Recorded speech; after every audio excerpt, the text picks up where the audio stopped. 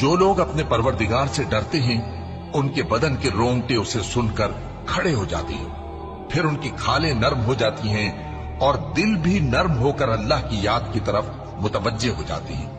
یہی اللہ کی ہدایت ہے، وہ اس سے جس کو چاہتا ہے ہدایت دیتا ہے، اور جس کو اللہ گمراہ رہنے دے اس کو کوئی ہدایت دینے والا نہیں۔ بھلا جو شخص قیامت کے دن اپنے چہرے پر برے عذاب کو روکتا ہو، کیا وہ ویسا ہو سکتا ہے جو چین میں ہو؟ اور ظالموں سے کہا جائے گا کہ جو کچھ تم کرتے رہے تھے اب اس کے مزے چکھو۔ جو لوگ ان سے پہلے تھے انہوں نے بھی تکذیب کی تھی، تو ان پر عذاب ایسی جگہ سے آ گیا کہ ان کو خبر ہی نہ تھی۔ پھر ان کو اللہ نے دنیا کی زندگی میں رسوائی کا مزہ چکھا دیا، اور آخرت کا عذاب تو بہت ہی بڑا ہے۔ کاش یہ سمجھ رکھتے، اور ہم نے لوگوں کے سمجھانے کے لیے اس قرآن میں ہر طرح کی مثالیں بیان کی ہیں تاکہ وہ نصیحت حاصل